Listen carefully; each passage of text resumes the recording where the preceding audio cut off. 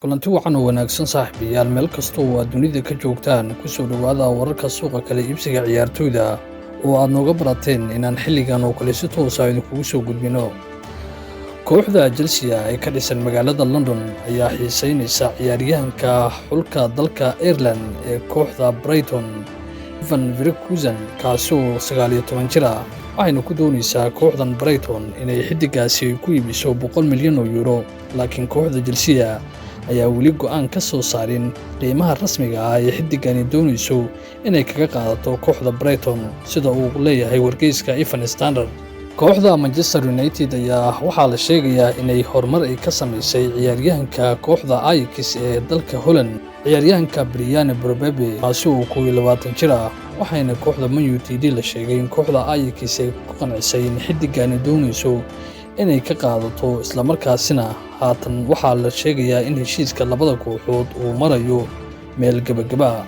Kooxda Real Madrid ayaa la sheegayaa inay doonayso in ay keento ciyaaryahan gooldhaliye ah, waxaana haatan bartilmaameed u ah laba xiddig oo kala ah waa ciyaaryahanka Mbappe iyo xiddiga kooxda Manchester City Erling Haaland. Madaxweynaha kooxda Real Madrid Brazil ayaa maalin ka hor sheegay inuusan doonayn inay bangiyada u jabiyaan daayarka 25 jirka reer France ah ee Kylian Mbappe, laakiin maalin uun kadib ayay mar kale dalab ka soo gudbiyeen ciyaaryahanka xulka dalka Norway Erling Haaland, laakiin kooxda Manchester City oo arrintaasi ka jawaabtay ayaa sheegtay inaysan doonayn in xiddigan ay iibiyaan. Real mar kale waxa ay doonaysaa inay keento ciyaaryahan gooldhaliye ah, inkastoo lala xiriirinayo gooldhaliyaha kooxda Napoli ee xulka dalka Nigeria Victor Osimhen oo asugu ah mid ka mid ah bartilmaameeda kooxda Real Madrid.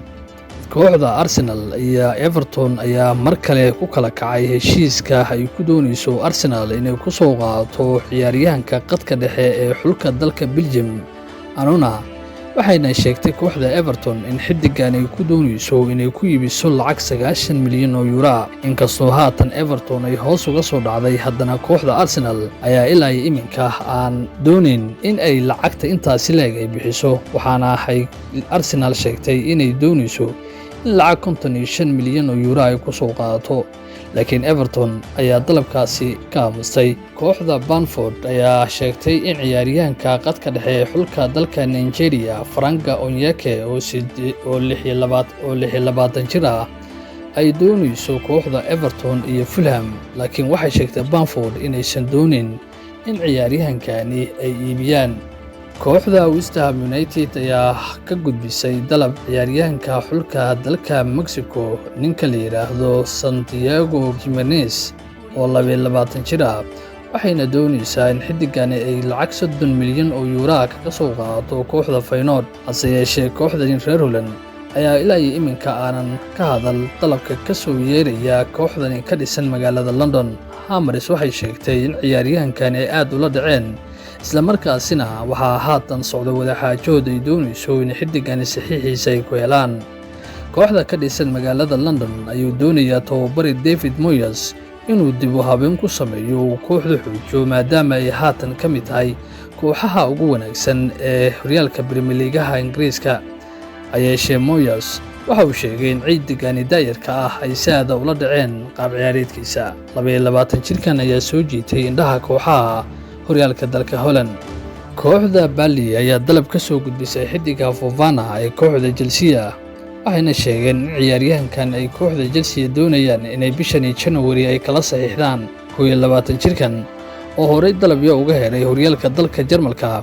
ayaa iminka ay u muuqanaysaa kooxda Chelsea inaysan diyaar u ahayn inay iibiso. Chelsea ayaa xiddigan oo amaah ku maqan dib ugu yeertay, taas oo ka dhigan in macallin Pochettino uu iminka u muuqdo inuu doonayo in ciyaaryahankan uu ilaashado si uu ugu sii hayo garoonka Stamford Bridge. Waa hagaag daawadayaal, intaas ayaan ku soo afmeeraynaa qodobadii ugu xiisaha badnaa ee idinkaga soo arooriyay wargeysyada kala duwan ee qaaradda Yurub ee la xiriiray wararka suuqa kala iibsiga ciyaartoyda. Intaan ku kulmi doono warkan mid la mid ah, waxaan idinkaga tegayaa sidaas iyo nabadgelyo.